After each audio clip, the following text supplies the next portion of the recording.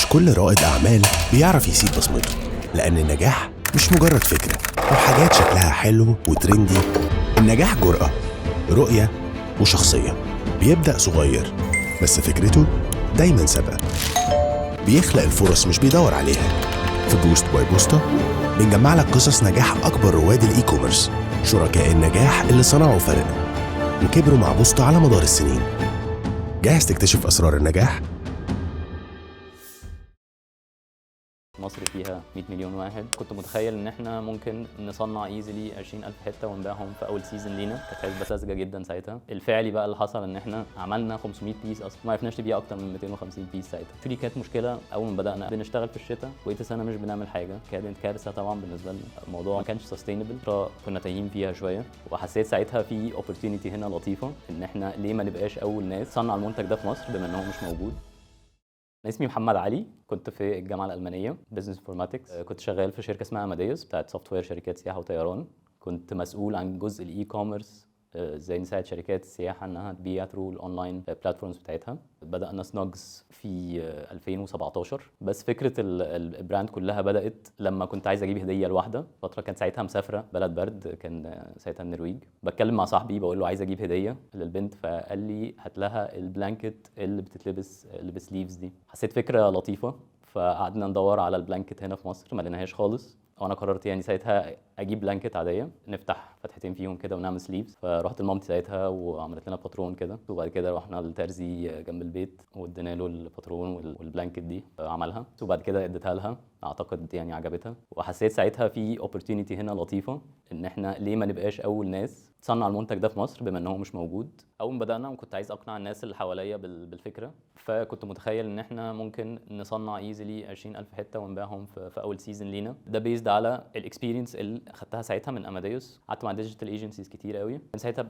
بدايه الاونلاين عامه في مصر، كان ساعتها الدنيا لسه مش زي دلوقتي طبعا. كتر الكلام وقتها كان الموضوع بالنسبه لهم احنا نجيب ترافيك كتير قوي على الويب سايت، ففي نسبه منهم ديفنتلي هتشتري. من التصور ده حسيت ان انا لو جبنا ترافيك كتير قوي على الويب سايت فايزلي هنعرف نبيع 20,000 بيس. مصر فيها 100 مليون واحد، فكانت حسبه ساذجه جدا ساعتها. الفعلي بقى اللي حصل ان احنا عملنا 500 بيس اصلا، ما عرفناش نعمل اكتر من 500 بيس، وما عرفناش نبيع اكتر من 250 بيس ساعتها. بدانا اونلاين. كان في واحده اعرفها في الجامعه، كانت ويب ديفلوبر. فساعتها دخلت على جوجل وكتبت كده في السيرش بست ويب سايتس 2014. بعت لها لينك الويب سايت وقلت لها احنا عايزين ويب سايت زي ده. بس عملت لنا ويب سايت طبعا، يعني كان ماشي الحال ساعتها وبدانا بيه. كان اوريدي في دماغي ازاي هنماركت للبرودكت ثرو الفيسبوك ادز من شويه الاكسبيرينس اللي خدتهم وقتها في اماديوس. ومن هنا بدات القصه. يعني سنوجز جاي من كلمه سنوجلينج، فكره انه حد بيبقى لابس حاجه دفي قاعد مستريح في البيت. الحاله دي اللي هو السنوجلينج. يعني رحنا وجينا كتير في الاسامي، برين ستورمينج كتير، وكان في وقت من الاوقات كنا هنسميه بيج بلانكت تيري،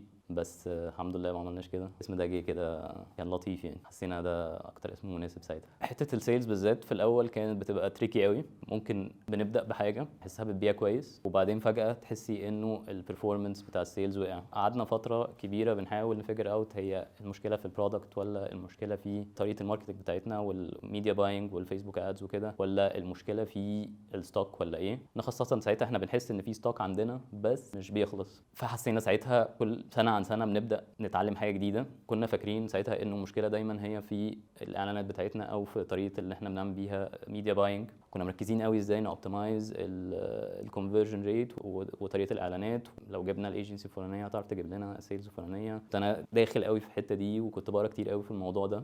بس at some point قصه ما كانتش في الميديا باينج على قد ما مجرد ما تلاقي البرودكت ماركت فيت، ان تلاقي برودكت فعلا بيحل مشكله عند الكاستمر او بياد فاليو معينه للكاستمر. ان انت اهم حاجه، ودي اكتر حاجه خلتنا نعرف نكبر، ازاي دايما يبقى عندك البرودكت ده متوفر في الوقت اللي الكاستمر عايزه. حتى لو عندك ستوك كتير وفرايتي كبيره، دايما هتلاقي انه في 5 أو 6 برودكت او يعني موديلات بيكونتريبيوتوا لمعظم السيلز بتاعت البراند. قعدنا فتره كبيره على ما الحته دي جمعناها. يعني اول برودكت كانت البلانكت بسليفز. هي كانت عباره عن بلانكت واللي هي اللي فيها الكمام بتاعتها كانت مفتوحه من الظهر. ده كان اول فيرجن من البرودكت ساعتها. اول سنه كانت مش احسن حاجه، بس ساعتها حسينا في بوتنشال سموير في الموضوع. يعني تاني سنه ابتدينا نكتر شويه برودكتس، بدانا ننزل بدري اكتر شويه. احنا ساعتها كنا اول لانش نزل في 26 يناير، فكان اولموست اخر الشتاء. السنه اللي بعديها يمكن نزلنا في ديسمبر، فكانت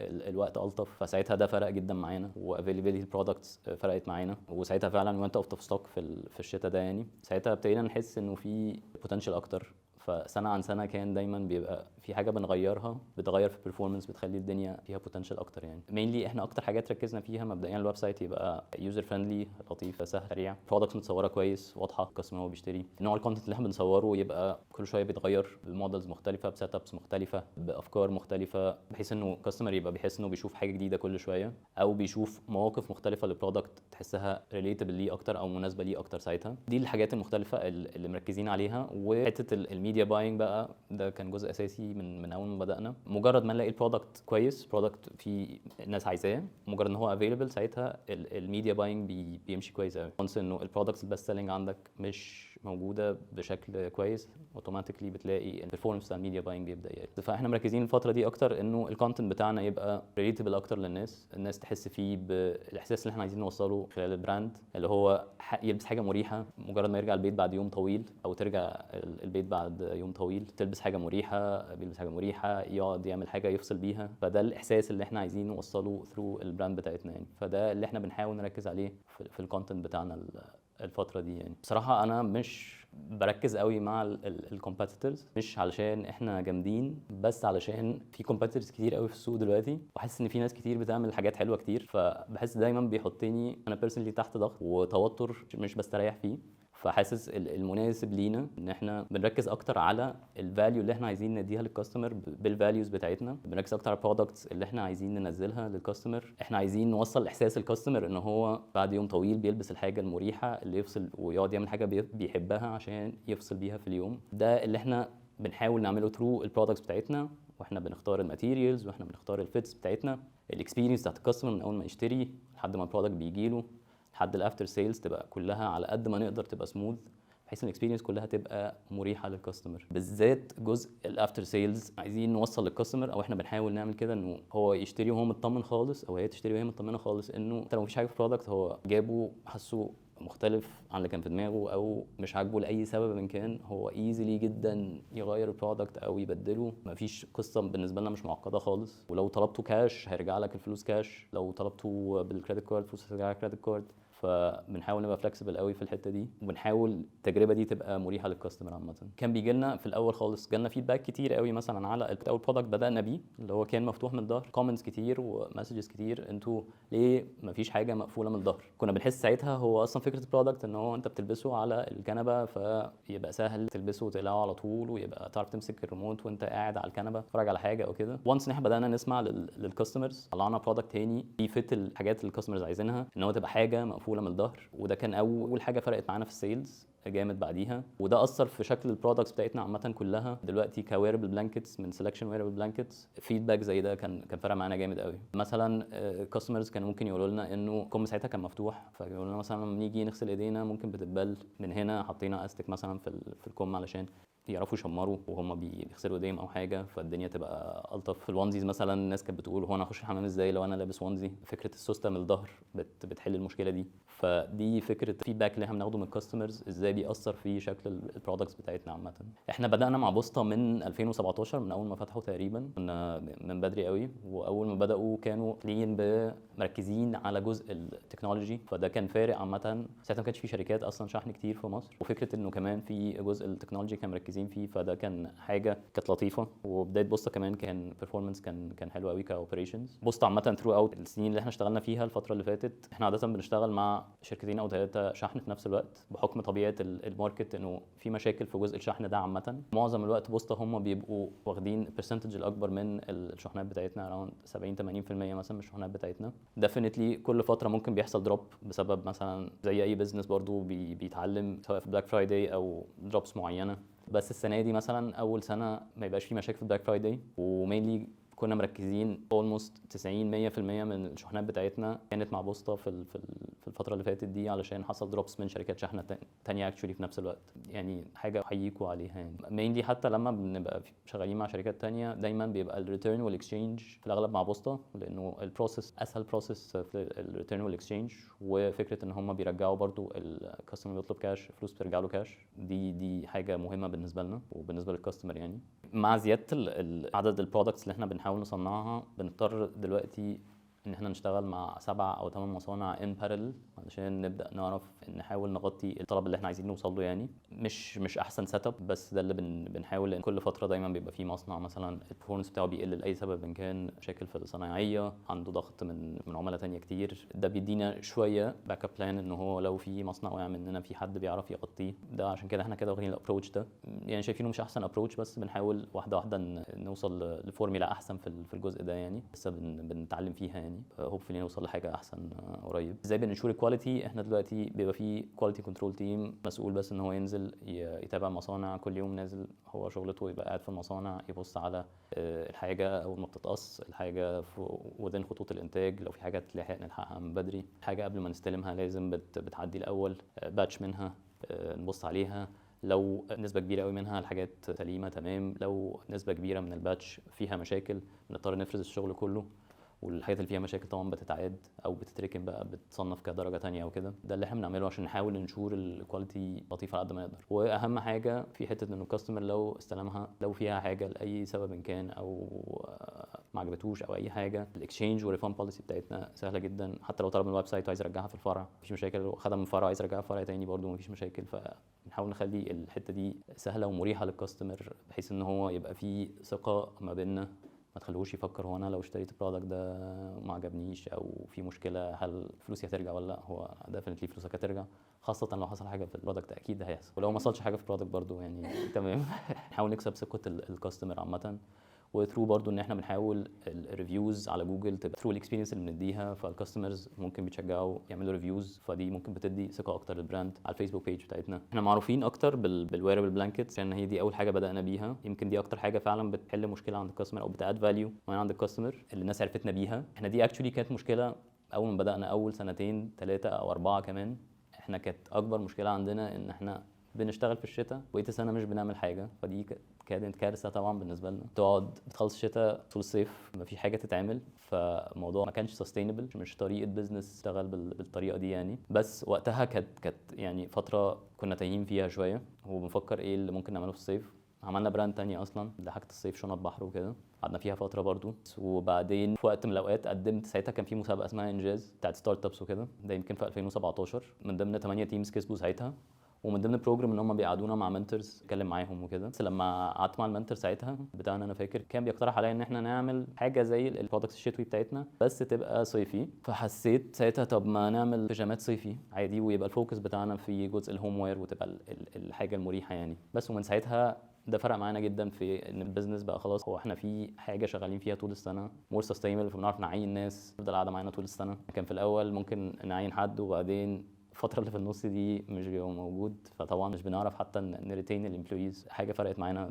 ديفينتلي في كل حاجة يعني. فاللي احنا شغالين فيه دلوقتي ديفينتلي ان احنا بنحاول نركز فيه الحاجات بتاعة البيت عامة كلها. ديفينتلي بنفكر في كل ما هو متعلق بالراحة، حاجة تبقى مريحة في الماتيريالز اللي بتتلبس او في الماتيريالز اللي بنستخدمها في البيت عامه. حاجه ديفينتلي بنفكر نخش فيها وفي البلان بتاعتنا ان احنا نخش فيها الفتره الجايه في الصيف، او سواء في الصيف او في الشتاء. شغالين ان احنا نكبر البرودكت سelection بتاعنا اكتر لكل ما هو متعلق بالبيت عامة يعني. الفترة اللي فاتت فتحنا 3 فروع، وفتحنا شركة في المغرب وفتحنا شركة في تونس. مينلي شغالين بس هناك اونلاين يعني، الحاجات اللي احنا بنصنعها هنا وبندخلها هناك وبنبيع بقى، نعمل ديلز مع شركات الشحن هناك وما بيحصلوا لنا الفلوس بنفس الكونسبت اللي احنا شغالين بيه هنا في الاونلاين بس. ومتفقين مع فولفيلمنت سنتر هناك يعني، او مع شركه الشحن اللي موجوده هناك في كل بلد، بيخزنوا الحاجه عندهم وبنطلع الحاجات توصل للكاستمرز ونحصل الفلوس منهم وترجع لينا في الشركه هنا ثرو عمليه التصدير دي يعني. لسه ستارت اب فيز هناك يعني، فلسه نفس التشالنجز بتاعت السبلاي تشين اللي كانت عندنا هنا موجوده هناك.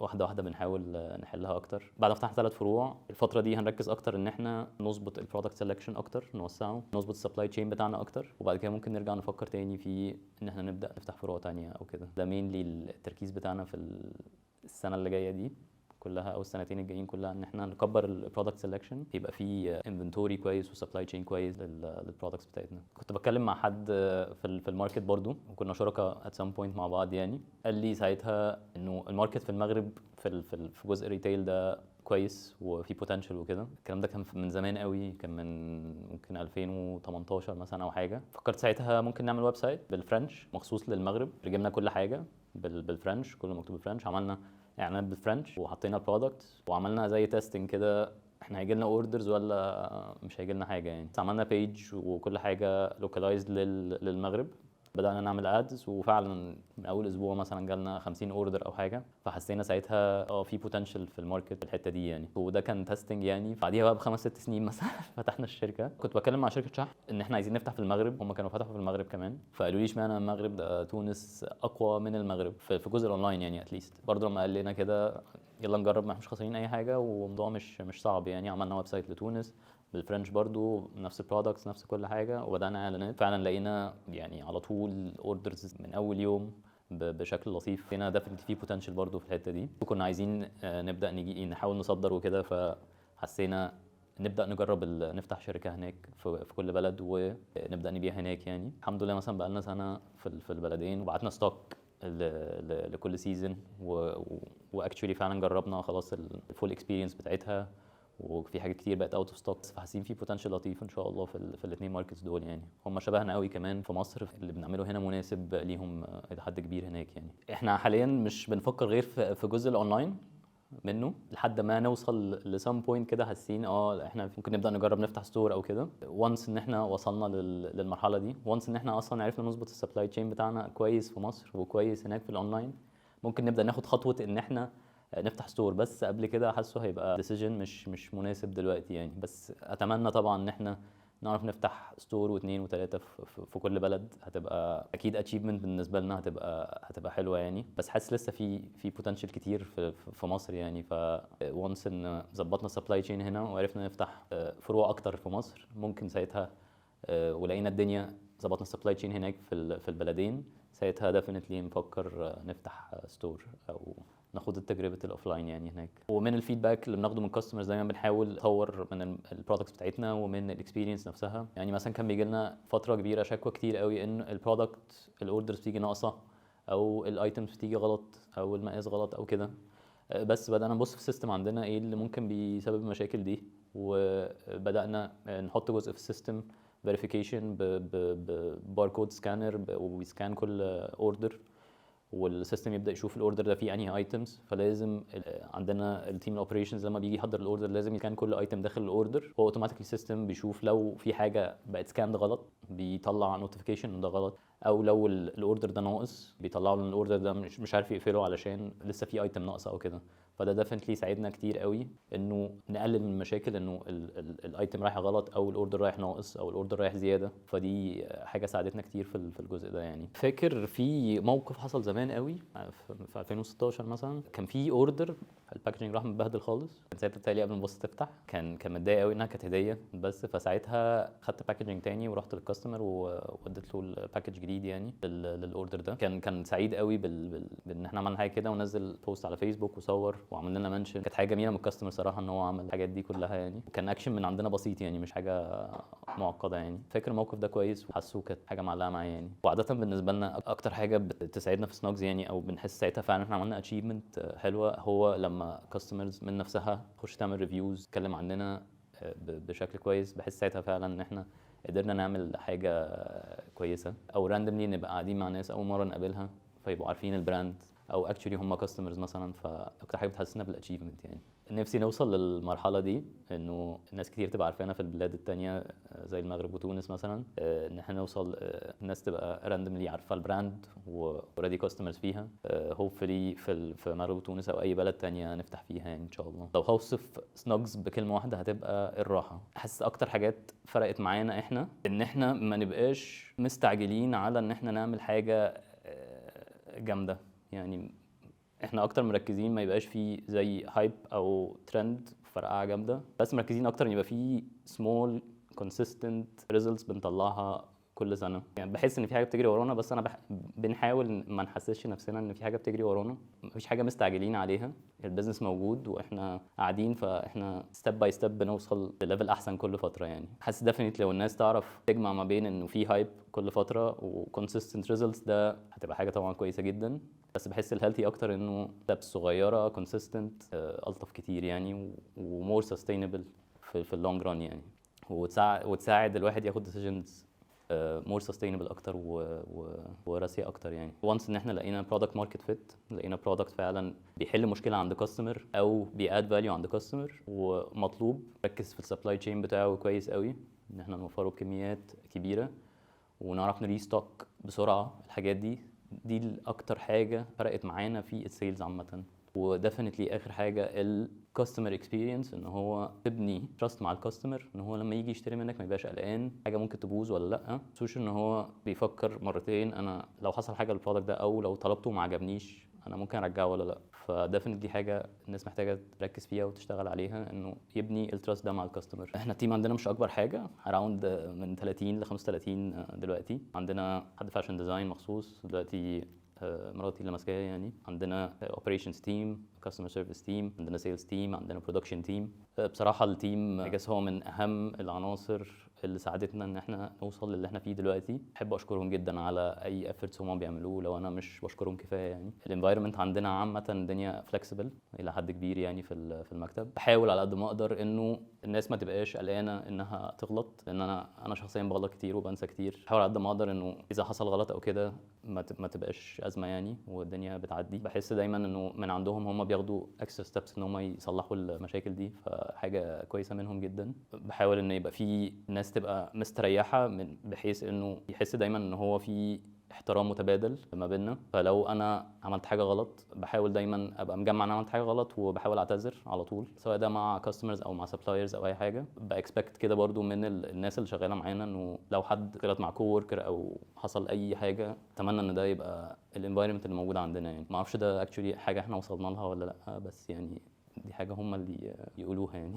بالنسبه للكورونا واي ظروف صعبه عدت في البلد عامه، حاسسها حاجات كلها سبحان الله لسبب ما هي صبت في مصلحه اللوكال براندز عامه، او احنا شخصيا يعني. كل المواقف دي فرقت معانا في السيلز، من حيث انه الافيلابيلتي بتاعتنا موجوده اكتر، كستوك موجود اكتر، الحاجات المستورده او الافيلابيلتي بتاعتنا كبرايسز مناسبه اكتر دلوقتي للناس اكتر من الحاجات المستورده. فدي ديفنتلي كلها حاجات فرقت معانا جامد، واعتقد فرقت مع لوكال براندز كتير قوي. بس واعتقد طبعا جزء المقاطعه ده ساعدنا يعني بشكل كبير. الظروف دي ساعدت الناس تاخد خطوه وتجرب اكتر ممكن اللوكال برودكتس، واحنا بنحاول دايما نقدم كواليتي، احسن كواليتي نقدر نوصل لها على قد ما نقدر. اي جاس كاستمرز ممكن يبقوا شافوا الحاجات دي في البرودكتس بتاعتنا، واتمنى ان هم يبقوا شافوا الحاجات دي في البرودكتس بتاعتنا وفرقت معاهم ان هم ياخدوا ديسيجن عامه بعد كده ان هم يشتروا لوكال براندز اكتر يعني. ده فنت حاسس الفتره الجايه ان احنا في سناجز يعني نحاول اكتر